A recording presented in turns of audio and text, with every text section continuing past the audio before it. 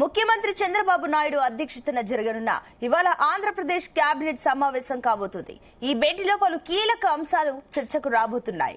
ఇటు పాలనతో పాటు అటు రాజధాని అమరావతి నిర్మాణంపై కూడా వేగం పెంచింది కూటమి ప్రభుత్వం. అమరావతి సహా ఏపీ అభివృద్ధి అంశాలపై ప్రధానంగా చర్చించేందుకు ఏపీ మంత్రివర్గం సమావేశం కానుంది.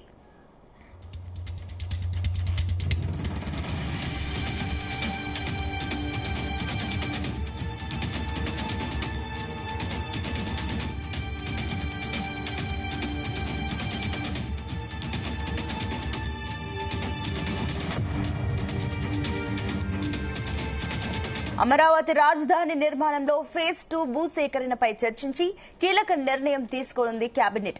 అలాగే సిఆర్డీఏ 46వ అథారిటీలో ఆమోదించిన అంశాలన్నింటికీ ఏపీ కేబినెట్ గ్రీన్ సిగ్నల్ ఇవ్వనుంది. రాజధాని అమరావతి నిర్మాణం కోసం సిఆర్డీఏ కమిషనర్ నిధులు సమీకరించుకునే అంశంపై మంత్రులు చర్చించనున్నారు. అనంతరం నిధుల సమీకరణకు కేబినెట్ అనుమతి ఇవ్వనుంది. అలాగే ఉండవల్లి పెనుమాక రైతుల జరీబు భూములను రిటర్నబుల్ ప్లాట్లు ఇచ్చే అంశంపైన సిఆర్డీఏ అథారిటీ తీసుకున్న నిర్ణయానికి కేబినెట్ లో అనుమతి లభించనుంది.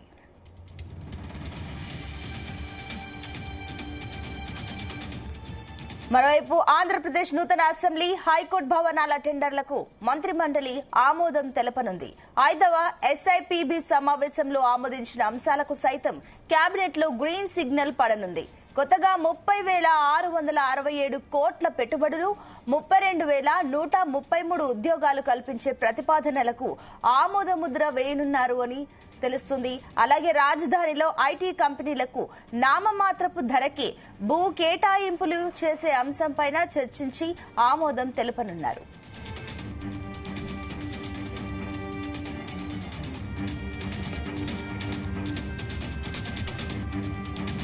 రైట్, ఇదే అంశానికి సంబంధించి మరిన్ని డీటెయిల్స్ మా కరెస్పాండెంట్ రామచందర్ అందిస్తారు. Ramachandar, good morning Sunitha. అయితే ఇవాళ ఆంధ్రప్రదేశ్ కేబినెట్ సీఎం చంద్రబాబు నాయుడు అధ్యక్షతన భేటీ కాబోతోంది. అయితే ఈ భేటీలో పలు కీలక అంశాలు కూడా చర్చకు రాబోతున్నట్లుగా తెలుస్తోంది. ఇటు పాలనతో పాటు అటు రాజధాని అమరావతి నిర్మాణంపై కూడా ఈ చర్చ జరగబోతుందని తెలుస్తోంది. అయితే రాజధాని అమరావతి నిర్మాణంపై కూడా వేగం పెంచి కూటమి ప్రభుత్వం పనిచేసే దిశగా ఈ కేబినెట్ లో నిర్ణయం తీసుకోబోతున్నారు. అమరావతి సహా అలాగే ఏపీ అభివృద్ధి అంశాలపై ప్రధానంగా చర్చించేందుకు ఏపీ మంత్రివర్గం సమావేశం కానుంది. అయితే అమరావతి రాజధాని నిర్మాణంలో ఫేజ్ 2 భూసేకరణపై ప్రధానంగా చర్చించి కీలక నిర్ణయం తీసుకోనుంది కేబినెట్ అని చెప్పి సమాచారం ఉంది. అయితే అలాగే సిఆర్డీఏ 46వ అథారిటీలో ఆమోదించిన అంశాలన్నింటికీ ఏపీ కేబినెట్ గ్రీన్ సిగ్నల్ ఇవ్వనుంది. అలాగే రాజధాని అమరావతి నిర్మాణం కోసం సిఆర్డీఏ కమిషనర్ నిధులు సమీకరించుకునే అంశం పైన మంత్రులందరూ కూడా చర్చించుకోబోతున్నారు. అయితే అనంతరం నిధుల సమీకరణ కేబినెట్ అనుమతి ఇవ్వనుందని చెప్పి తెలుస్తోంది.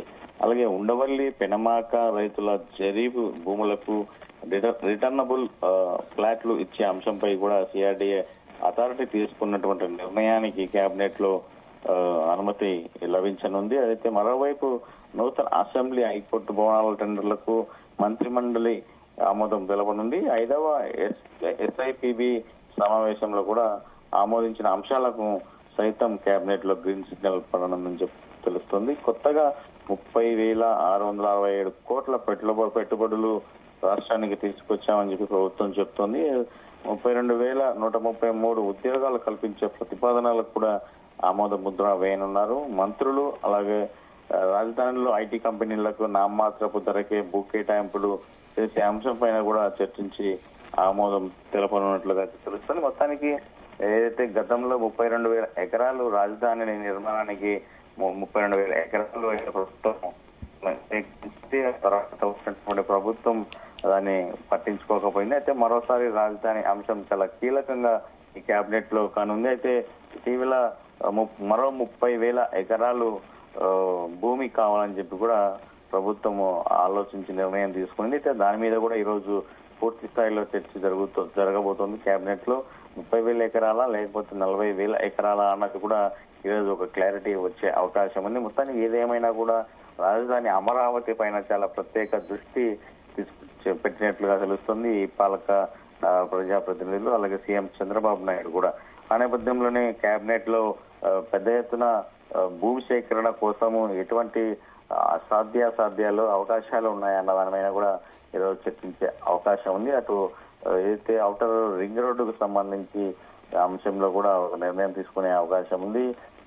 చుట్టుపక్కల ఉన్నటువంటి గ్రామాలకు సంబంధించిన వారి పొలాలు ఏవైతే ఉన్నాయో ఆ పొలాలను వారిని ఒప్పించి ఈ రాజధాని డెవలప్మెంట్ కోసం భూములు ఇచ్చే విధంగా కూడా అధికారులు వారిని ఒప్పించే విధంగా దానిపై కూడా ఈరోజు చర్చించే అవకాశం ఉంది. అటు రాజధాని చుట్టుపక్కల గ్రామాలు కూడా ఎంత మేరకు అభివృద్ధి చెందుతాయో అనే విషయాలను కూడా ఈరోజు కేబినెట్ కమిటీ అయితే నిర్ణయించబోతా ఉంది, చర్చించబోతోంది.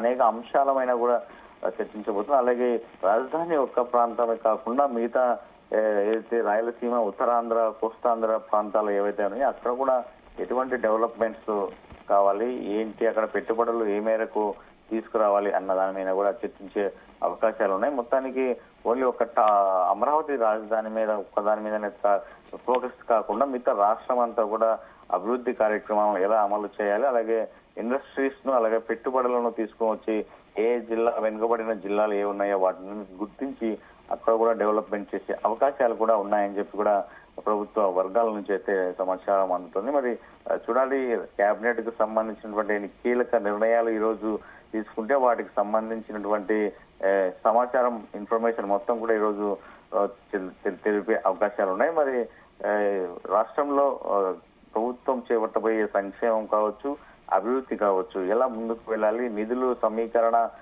నిధులు ఎలా విడుదల చేయాలి, ఏ మేరకు ఏ పనికి విడుదల చేయాలి, అలాగే జీవనాడి పోలవరం ప్రాజెక్టు కూడా కేంద్రం నుంచి నిధులు ఇంకా ఏమైనా కావాలా అన్న అంశం పైన కూడా చర్చించి నిర్ణయం తీసుకొని కేబినెట్ మొత్తం కూడా మళ్ళీ కేంద్ర ప్రభుత్వానికి ఒక ప్రతిపాదన కూడా పంపించే అవకాశం అయితే కనిపిస్తోంది సునీత. అయితే రామచంద్ర, అటు ఫేజ్ 2 భూముల సేకరణకు సంబంధించిన డీటెయిల్స్ ఏంటి? అండ్ అదేవిధంగా భూ సేకరణ తర్వాత అక్కడ వారికి పరిహారంగా ఏమైనా ఇవ్వనున్నారా ప్రభుత్వం? ఖచ్చితంగా రెండవసారి భూ సేకరణ కోసం ప్రభుత్వం అయితే ప్రధాన అంశంగా పెట్టుకుని నేను చెప్పుకోవచ్చు.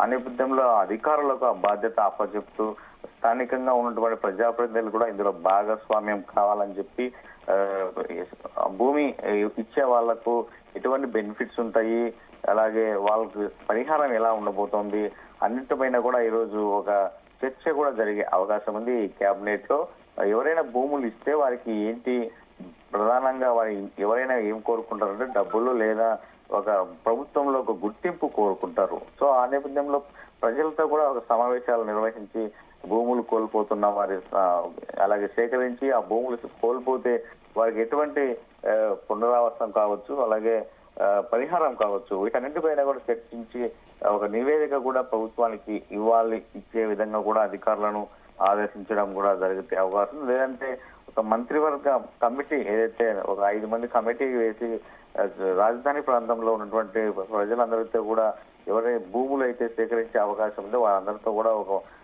సబ్ కమిటీ, మంత్రులతో కావచ్చు, అటు ఎమ్మెల్యేలతో కావచ్చు, ఒక సబ్ కమిటీ వేసి వారితో చర్చించి వారి పరిహారం ఏ విధంగా ఇస్తే వారు సంతృప్తి పడతారు, భూములు ఇచ్చేందుకు వారు ముందుకు వస్తారు, సంతోషంగా భూములు ఇస్తారు అన్నది కూడా ఒక చర్చ నడిచే అవకాశం ఉంది. మొత్తానికి గతంలో 30,000 ఎకరాలు తీసుకున్నారు, అప్పుడు ఏం చేశారు, తర్వాత ఇప్పుడు ఇంకా మరో 30,000 40,000 ఎకరాలు భూమి కావాలి కాబట్టి ఆ భూమికి సంబంధించినటువంటి ఇప్పుడు ఏం చేస్తే వారు సంతోషంగా సంతృప్తికరంగా తమ భూమిని ప్రభుత్వ రాజధానికి ఇస్తారన్నది కూడా చర్చించే అవకాశాలు అయితే కనిపిస్తున్నాయి. మొత్తానికి ఫేజ్ 2 భూసేకరణ మాత్రం పెద్ద ప్రధాన అంశంగానే మనం రాష్ట్ర వ్యాప్తంగా చెప్పుకోవచ్చు. అటు రాష్ట్రానికి బలమైనటువంటి రాజధాని కట్టి నిర్మాణం చేసే ప్రక్రియలో భాగంగానే చంద్రబాబు నాయుడు ఈ నిర్ణయం తీసుకున్నట్లుగా తెలుస్తుంది. మరి చూడాలి, ఫేజ్ 2కు సంబంధించినటువంటి భూసేకరణ కావచ్చు, వారికి ఇచ్చే పరిహారం కావచ్చు ఎలా ఉండబోతుంది అన్నది మాత్రం ఇంకా మనకు కొన్ని రోజుల తర్వాత మనకు అన్ని వివరాలు కూడా వచ్చే అవకాశం ఉంది. ఎందుకంటే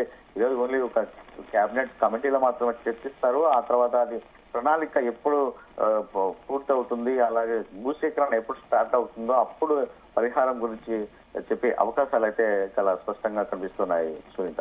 అయితే రామచంద్ర, ఈ కేబినెట్ మీటింగ్ లో కేవలం ఇటు అమరావతి అంశమేనా, ఇంకా ఇతర అంశాలు కూడా చర్చకు వచ్చే అవకాశాలు ఉన్నాయి? ఖచ్చితంగా ప్రధానంగా అమరావతి రాజధాని నిర్మాణము అయితే చర్చకు వచ్చే అవకాశం ఉంది. అలాగే ఏదైతే ఇటు మనకు మరోవైపు ఆంధ్రప్రదేశ్ నూతన అసెంబ్లీ ఏదైతే హైకోర్టు భవనాల టెండర్లకు కూడా మంత్రిమండలి ఆమోదం తెలపనుందని చెప్పి కూడా తెలుస్తుంది. మరి అలాగే సిఆర్డిఏ కమిషన్ సంబంధించి ఏదైతే అమరావతి నిర్మాణం కోసం సిఆర్డిఏ కమిషనర్ నిధులు కూడా సమీకరించిన అంశం పైన కూడా చర్చించనున్నారు. అలాగే నిర్మాణం ఫేజ్ 2 భూసేకరణ పైన కూడా కీలకంగా చర్చించే అవకాశం కూడా తెలుస్తుంది. అలాగే సిఆర్డిఏ 46వ అథారిటీ ఆమోదించినటువంటి అంశాలన్నిటికీ కూడా ఏపీ కేబినెట్ గ్రీన్ సిగ్నల్ కూడా ఇవ్వనున్నట్లుగా తెలుస్తోంది. అలాగే కొత్తగా 30,667 కోట్ల పెట్టుబడులు కూడా వచ్చాయని చెప్పి తెలుస్తుంది. అయితే ఈ పెట్టుబడులు వచ్చిన నేపథ్యంలో దాదాపు 32,133 ఉద్యోగాలు కూడా కల్పించే ప్రతిపాదనలకు కూడా ఆమోద ముద్ర వేయనట్లుగా తెలుస్తుంది. మంత్రులందరూ కూడా ఈ ఆమోదాన్ని తెలిపే అవకాశం ఉంది. మరి మొత్తానికి చంద్రబాబు నాయుడు మాత్రం మొత్తంగా రాజధాని మీదనే ఎక్కువ ఫోకస్ పెట్టడం, అలాగే పెట్టుబడులు తీసుకొని వచ్చి ఆ పెట్టుబడుల ద్వారా ఉద్యోగ అవకాశాలు కల్పించే విధంగా ప్రణాళిక అయితే రూపొందించినట్లుగా బయటికి తీసుకొచ్చే పరిస్థితి అయితే ఉంది. మొత్తంగా ఈరోజు కేబినెట్ మీటింగ్ లో మాత్రం అటు పెట్టుబడులు, ఉద్యోగ అవకాశాలు, అలాగే ఏదైతే రాజధాని ప్రాంతం భూమి సేకరణ ఉందో, అలాగే సిఆర్డిఎఫ్ పరిధికి సంబంధించిన నిధులు ఆమోదించడం కూడా మొత్తంగా ఈ అన్ని పలు ప్రధానమైనటువంటి అంశాలుగా ఈరోజు కేబినెట్ కమిటీలో అయితే కేబినెట్ మీటింగ్ లో అయితే వచ్చే అవకాశాలు అయితే కనిపిస్తున్నాయి Sunitha. Right Ramachandra, thank you.